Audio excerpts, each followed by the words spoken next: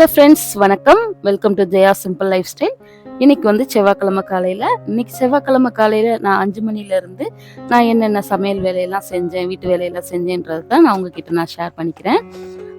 காலையில் 4:45க்கு எழுந்து ரெஃப்ரெஷ் ஆகிட்டு ஒரு 5 o'clock போல் தான் நான் கிச்சனுக்குள்ளே வந்தேன்.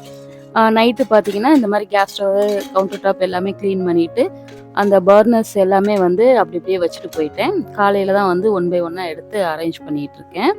மோஸ்ட்லி நைட்டே எல்லாம் எடுத்து வச்சுடுவேன். நேற்று கொஞ்சம் டயர்டாக இருந்தது, அதனால் அப்படியே வச்சுட்டு போயிட்டேன். ஆனால் க்ளீன் பண்ணி தான் வச்சுருந்தேன். அப்புறம் ஒரு டம்ளரில் வந்து தண்ணி தான் வச்சுருந்தேன். அப்புறம் இட்லி மாவு அரைச்சி எடுத்து வச்சுருக்கேன் ஒரு பக்கம்.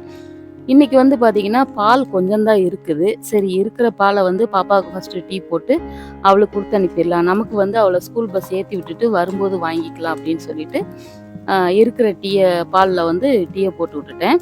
அடுத்து இட்லி மாவு பார்த்தீங்கன்னா நான் வந்து எப்பயுமே வந்து அப்படியே கலக்காமல் மேலாப்பில் எடுத்து இட்லி ஊற்ற மாட்டேன். நல்லா அடி ஒட்ட நல்லா கலக்கிடுவேன். அடியில் வந்து அரிசி மாவு, உளுந்து மாவு எல்லாமே நான் வந்து நல்லா மிக்ஸ் ஆகிற அளவுக்கு நல்லா கலக்கிட்டு தான் இட்லி ஊற்றுறது. ஏன்னா இந்த மாதிரி ஊற்றும் போது எனக்கு அடியில் கடைசி மாவு வரைக்கும் இட்லி வந்து நல்லா செம்ம சாஃப்டாக வரும். அடுத்து இன்றைக்கி இட்லிக்கு என்ன பார்த்தீங்கன்னா, இன்றைக்கி தேங்காய் சட்னி தான் அரைக்கிறேன் நான்.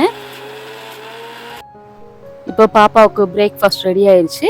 இன்றைக்கி இட்லி தேங்காய் சட்னி தான் வச்சுருக்கிறேன். அடுத்து ஸ்நாக்ஸுக்கு வந்து ஒரு செவ்வாழைப்பழம் வச்சுருக்கிறேன்.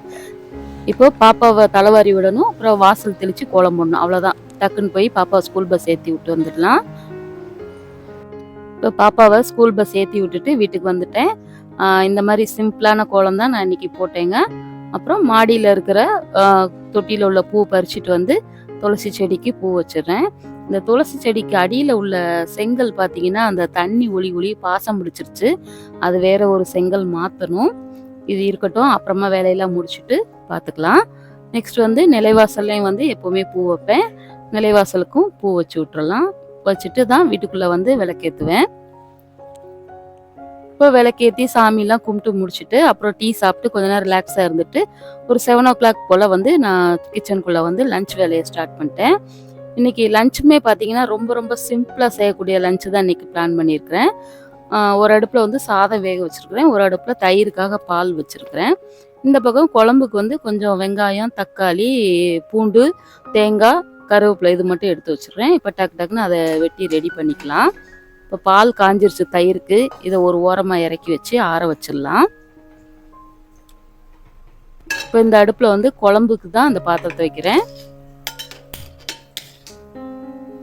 சைடில் பாருங்கள், குழம்புக்கு தேவையான வெங்காயம், தக்காளி, பூண்டு எல்லாமே வெட்டி வச்சுருக்கிறேன். இந்த பக்கம் சாதத்துக்கு அரிசியும் போட்டு விட்டுட்டேன். அதுவும் ஒரு பக்கம் வெந்துட்டுருக்கு. இப்போ குழம்பு தாளித்து விட்டுருக்குறேன். ஆயில் விட்டு கடுகு, வெந்தயம், கருவேப்பிலை, அப்புறம் வெங்காயம் போட்டிருக்கிறேன். இதெல்லாம் நல்லா வதங்கி வரவும் தக்காளியை கூட சேர்க்க வேண்டியதுதான். இன்றைக்கி என்ன குழம்புன்னு பார்த்தீங்கன்னா, இன்றைக்கி தக்காளி குழம்பு தான் நான் செய்கிறேன். செம்ம டேஸ்ட்டாக சூப்பராக இருக்கும் இந்த குழம்பு.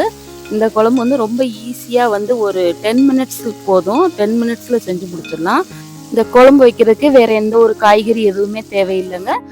வெறுமனே வெங்காயம், தக்காளி, தேங்காய் இது மட்டும் இருந்தாலே போதும். சூப்பராக இந்த குழம்பு வச்சிடலாம். செம்ம டேஸ்ட்டாக இருக்கும்.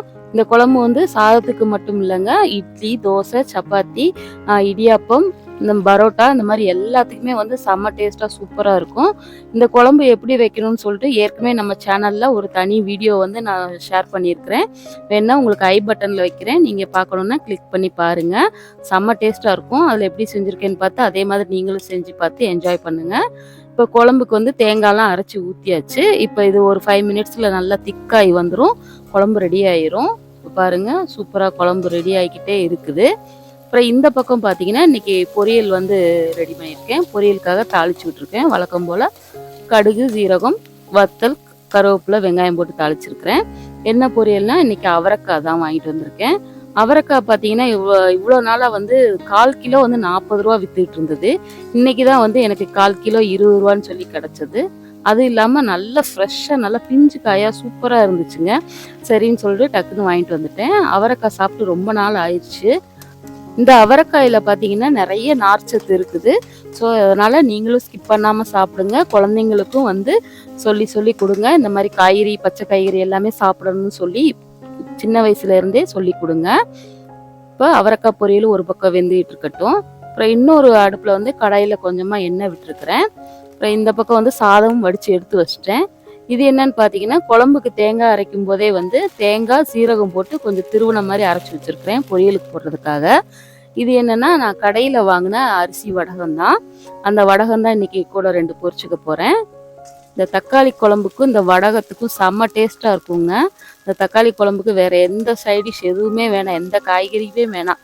ஒரு வடகம் இல்லாட்டி அப்பளம் இது இருந்தாலே போதும். செம்ம சூப்பரான காம்பினேஷன்.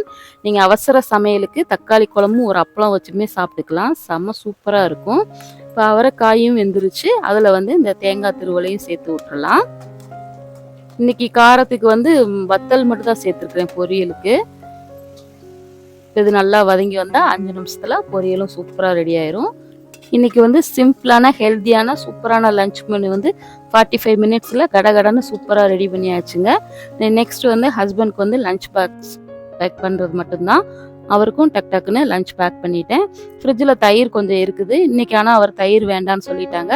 அதனால் இன்றைக்கி குழம்பு, பொரியல், அப்புறம் வடகம், சாதம் இது மட்டும் தான் பேக் பண்ணியிருக்கிறேன். அப்புறம் மார்னிங் பிரேக்ஃபாஸ்ட்டுக்கு எங்களுக்கு இட்லியும் தேங்காய் சட்னி தான். அவ்வளோதான். இந்த வீடியோ உங்களுக்கு யூஸ்ஃபுல்லாக இருக்கும்னு நினைக்கிறேன். இந்த வீடியோ பிடிச்சிருந்தா லைக் பண்ணுங்கள், ஷேர் பண்ணுங்கள், மறக்காமல் சப்ஸ்கிரைப் பண்ணுங்கள். தேங்க்யூ ஃபார் வாட்சிங்.